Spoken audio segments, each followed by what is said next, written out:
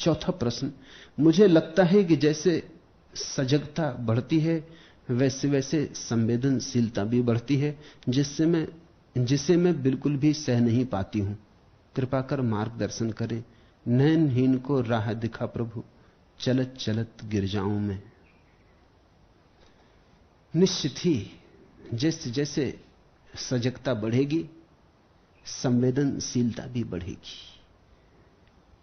साधारणता तो हम एक तरह की धुंध में रहते हैं, बेहोश मूर्छित। जैसे एक आदमी शराब पिए पड़ा है नाली में, तो उसे नाली की बदबू थोड़ी आती, तुम्हें लगता है कि नाली में पड़ा है बेचारा, मगर वो तो बड़े मजे से पड़े। हो सकता है कि सपना देख रहा हूं महल में विश्राम कर रहे हैं, कि राष्ट्रपति हो गए, दरबार लगाए बैठे हो। तुम्हें लगता है कि कीचड़ में बदबू में पड़ा है, मुंह में कीचड़ चली जा रही है, नाक के पास नाली बह रही, बड़ी दुर्गंध से आती होगी, लेकिन वो बेहोश पड़ा है। दुर्गंध वगैरह आने के लिए थोड़ा होश चाहिए। हां, सुबह जब आंख खुलेगी उसकी ओर होश आएगा तो झाड़ झकाड़ के भागेगा घर, स्नान करके चंदन मंदन लगा के पूजा पाठ करके तैयार होकर बैठक खाने में बैठ जाएगा। तब तुम उससे कहो कि जरा नाली में चल कर लेट जाओ, असंभव हो जाएगा, क्योंकि अब सब इंद्रियां सजग होंगी। ऐसी ही घटना घटती है। जैसे जैसे सजगता बढ़ती है, तुम्हारे जीवन की बहुत सी नालियां जिनको तुम अब तक स्वर्ग समझ के जी रहे थे, दुर्गंध युक्त हो जाती। बहुत सी सुख जिन्हें तुम अब तक सुख समझते थे, दुख जैसे मालूम होने लगते, चुभने लगते। इसलिए सजगता बढ़ने के साथ एक उपद्रव बढ़ता है। वो उपद्रव है कि आदमी बहुत संवेदनशील, कोमल हो जाता।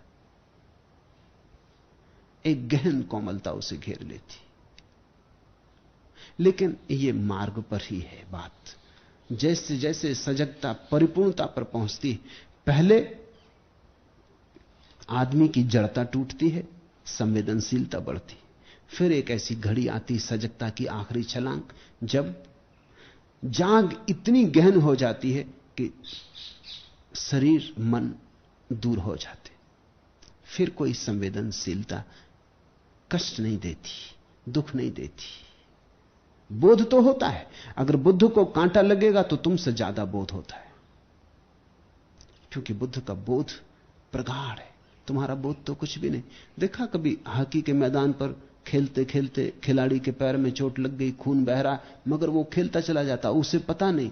सब देखने वालों को दिखाई पड़ रहा है कि पैर से खून बह रहा है, खून की कतार बन गई मैदान पर, उसे पता नहीं। वो खेल में मस्त है, बेहोश है, होश कहां उसे अपने शरीर का। जैसे ही खेल बंद होगा, रेफरी की सीटी बजेगी, तत्क्षण दुख होगा, दर्द होगा, बैठ जाएगा पैर पकड़ के, कहेगा कि हाय पता नहीं कब से चोट लगी। अब उसे दुख होगा। इतनी देर भी दुख तो था, लेकिन बोध नहीं था। तो पहली दफा जब तुम्हारे जीवन में ध्यान आएगा तो बहुत सा बोध आएगा। उस बोध के साथ साथ जो जो गलत तुम अब तक कर रहे थे, उस सब की संवेदनशीलता आएगी। जरा सा तुम क्रोध करोगे और तुम्हारे प्राण कप जाएंगे। जरा सी तुम ईर्ष्या करोगे और जहर फैल जाएगा। जरा सी तुम घृणा करोगे और तुम अनुभव करोगे जैसे अपनी ही छाती में छुरा भोंक लिया। तो कठिन होगा, लेकिन इस कठिनाई से भागना मत और घबराना मत। हृदय छोटा हो तो शोक वहां नहीं समाएगा, और दर्द दस्तक दिए बिना दरवाजे से लौट जाएगा। टीस उसे उठती है जिसका भाग्य खुलता है। वेदना गोद में उठाकर सबको निहाल नहीं करती। जिसका पुण्य प्रबल होता है वही अपने आंसुओं से धुलता है। दर्द तो बढ़ेगा, पीड़ा बढ़ेगी, बोध बढ़ेगा, लेकिन यह संक्रमण में होगा। एक घड़ी आएगी, छलांग लगेगी 100 डिग्री पर, जैसे पानी भाप बन जाता है और छलांग लग जाती। ऐसे 100 डिग्री पर जब होश आता है, एक छलांग लग जाती।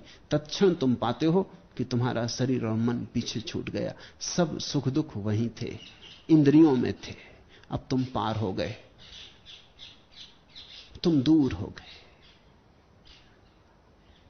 अब तुम्हारा सारा तादात्म्य समाप्त हो गया।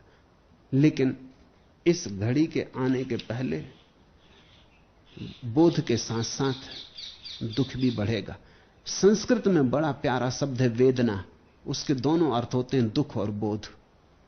वेद उसी धातु से बना जिससे वेदना। वेद का अर्थ होता है ज्ञान, बोध। वेदना का अर्थ होता है ज्ञान, बोध, और दूसरा अर्थ होता है दुख, पीड़ा। संस्कृत बहुत अनूठी भाषा है।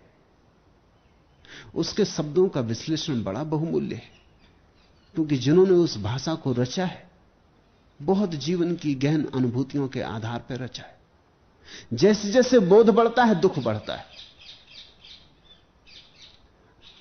अगर दुख के बढ़ने से घबरा गए तो एक ही उपाय है, बोध को छोटा कर लो। वही तो हम करते हैं। सिर में दर्द हुआ, एस्प्रो ले लो। एस्प्रो करेगी क्या? दर्द को थोड़ी मिटाती, सिर्फ बोध को छीन कर देती, तंतुओं को शिथिल कर देती, तो दर्द का पता नहीं चलता। ज्यादा तकलीफ है, पत्नी मर गई, शराब पी लो। दिवाला निकल गया, शराब पी लो। बोध को कम कर लो तो वेदना कम हो जाएगी। बहुत से लोगों ने यही खतरनाक तरकीब सीख ली। जीवन में दुख बहुत है, उन्होंने बोध को बिल्कुल नीचा कर लिया। न होगा बोध, न होगी पीड़ा।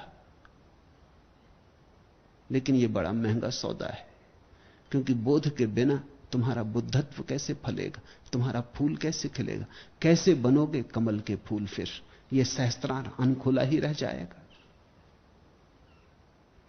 घबराओ मत, इस पीड़ा को स्वीकार करो। इस पीड़ा की स्वीकृति को ही मैं तपश्चर्या कहता हूं। तपश्चर्या मेरे लिए यह अर्थ नहीं रखती कि तुम उपवास करो, धूप में खड़े रहो, पानी में खड़े रहो। उन मूढ़ताओं का नाम तपश्चर्या नहीं। तपश्चर्या का इतना ही अर्थ है, बोध के बढ़ने के साथ वेदना बढ़ेगी, उस वेदना से डरना मत, उसे स्वीकार कर लेना कि ठीक है, यह बोध के साथ बढ़ती। थोड़े दूर तक बोध के साथ वेदना बढ़ती रहेगी, फिर एक घड़ी आती, बोध छलांग लगा के पार हो जाता है, वेदना पीछे पड़ी रह जाती। जैसे एक दिन सांप अपनी पुरानी कैंचुली के बाहर निकल जाता है, ऐसे एक दिन वेद वेदना की कैंचुली के बाहर निकल जाता है, बोध वेदना के पार चला जाता है। लेकिन मार्ग पर पीड़ा है, उसे स्वीकार करो। उसे इस तरह स्वीकार करो कि वह भी उपाय है तुम्हारे बोध को जगाने का। तुमने कभी ख्याल किया, जब तुम सुख में होते हो भगवान भूल जाता, जब तुम दुख में होते तब याद आता। तो दुख का भी कुछ उपयोग है। सूफी फकीर हुआ बायजीद, वो रोज प्रार्थना करता था। वो कहता था, सब करना प्रभु, थोड़ा दुख मुझे दिए रहना। सुखी सुख में मैं भूल जाऊंगा, तुम्हें मेरा पता नहीं है। सुखी सुख में मैं निश्चित भूल जाऊंगा। तुम इतना ही सुख मुझे देना जितने में मैं भूल ना सकूं, बाकी तुम दुख को देते रहना। ये बायजीद ठीक कह रहा है। ये कह रहा है, दुख रहेगा तो जागरण बना रहेगा। सुख में तो नींद आ जाती, सुख में तो आदमी सो जाता है। व्यर्थ कोई भाग जीवन का नहीं है, व्यर्थ कोई राग जीवन का नहीं है। बांध दो सबको सुरीली तान में तुम, बांध दो बिखरे सुरों को गान में तुम। दुख भी अर्थपूर्ण है, उसका भी सार है, वो जगाता है। जिस दिन तुमने यह देख लिया कि दुख जगाता है, उस दिन तुम दुख को भी धन्य भाग्य से स्वीकार करोगे। उस दिन तुम्हारे जीवन में निषेध गिर जाएगा। अब तो तुम कांटों को भी स्वीकार कर लोगे, क्योंकि तुम जानते हो कांटों के बिना फूल होते नहीं। ये गुलाब का फूल कांटों के साथ साथ है, ये बोध का फूल वेदना के साथ साथ है।